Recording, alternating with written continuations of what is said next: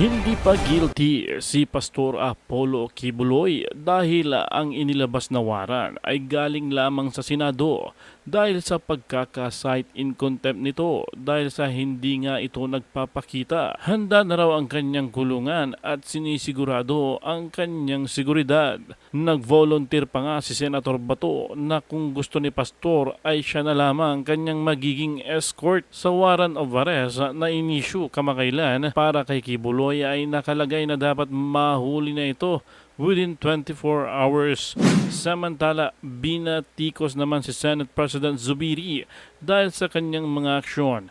Nagmistulang politiko na raw ito dahil tila sunod-sunuran na lamang at may kumukontrol sa kanya.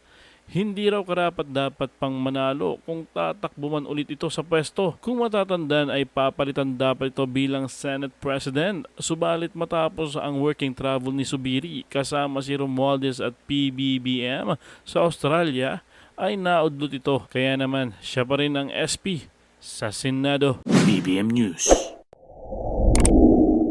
We added the Tandaan natin yung pagmumukhang ito kapag ito ay tatakbo ng kahit anumang posisyon sa eleksyon, no? Kailan man yan, 25 o 28, never nating iboboto ito kahit anong ano. Okay? show cause order to comply with the Supreme Court ruling on the Maalala ninyo nung na-issue na parang gusto siyang tanggalin at palitan, 'di ba? Maalala ninyo 'yon?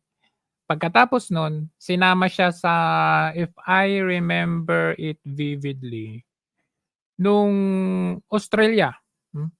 Sinama siya sa Australia. Labas nila, foreign trip ni Marcos. Sinama niya yung dalawa, si Zubiri at saka si Romualdez. Pagkatapos nun, wala na yung issue na papalitan siya. Tapos eto na, 'di ba? Eto na. Dalawa ang nakikita ko doon sa isinama siya eh.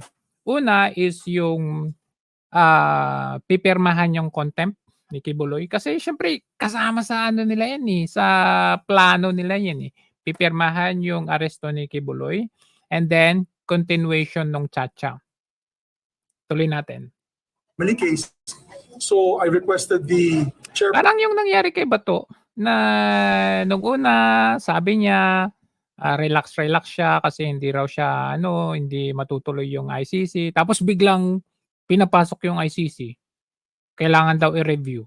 Ayan, nagmamaktol na si Senator Bato, pumunta ng Malacanang. Pagkalabas niya ng Malacanang, tuwang-tuwa. O parang ganun ito.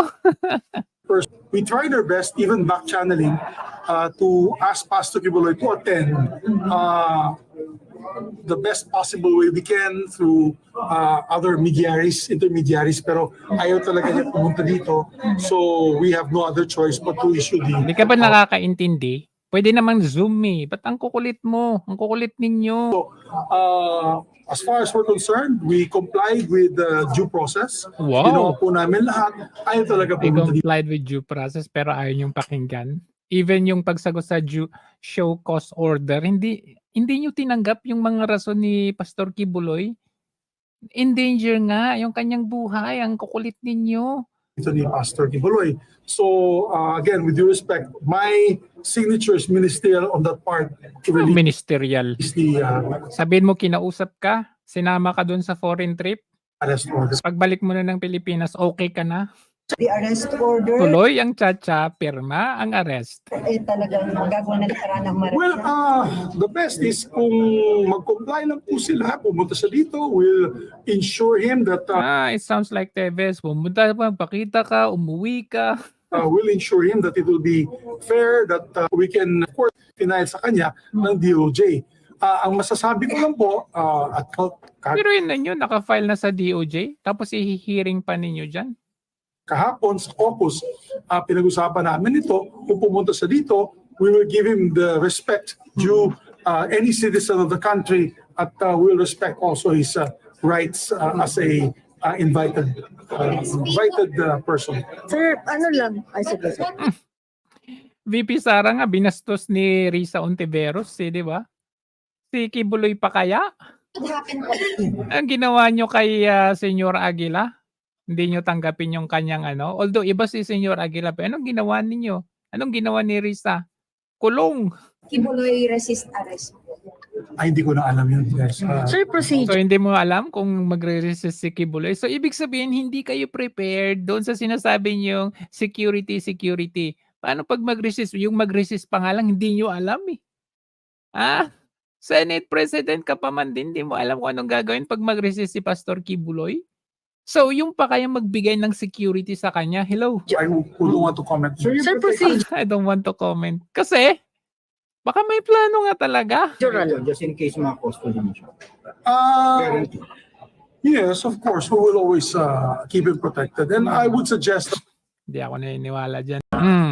Kasabay ng selebrasyon ng ika-56 na founding anniversary ng Moro National Liberation Front Davao City State Revolutionary Committee ang pagpapahayag ng suporta ng samahan para kay Pastor Apollo C. Kibuloy ng The Kingdom of Jesus Christ na kilala bilang isang individual na may malaking respeto at kumikilala sa paniniwala ng ating mga kababayang Muslim. So, kinahalan nga na ay resistance.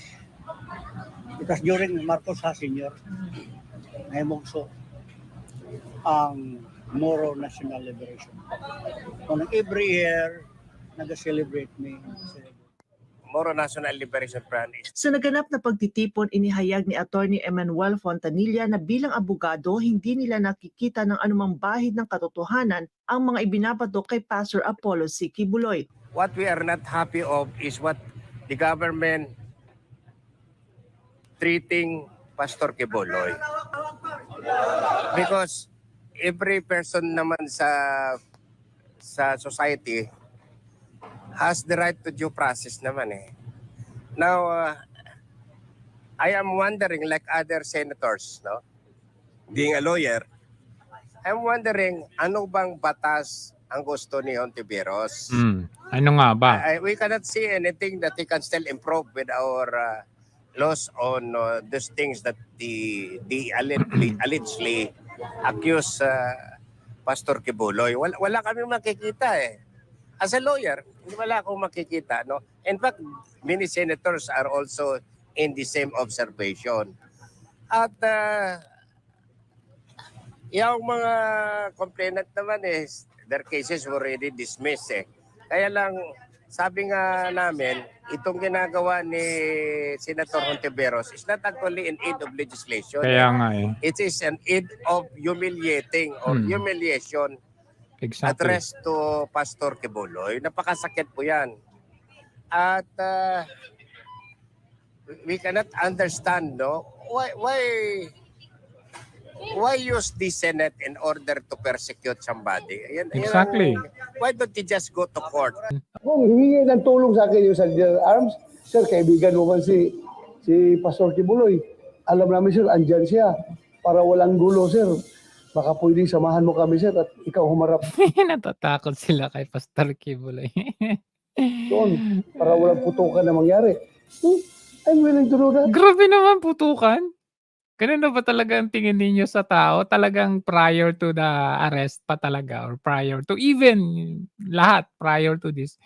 Talagang meron ng judgment yung mga tao lalo na itong si Hontiveros na to. Si Pastor Kibuloy, kilala ko na hindi violent na tao. Oh. Yung followers niya, masyado mababait. BBM News.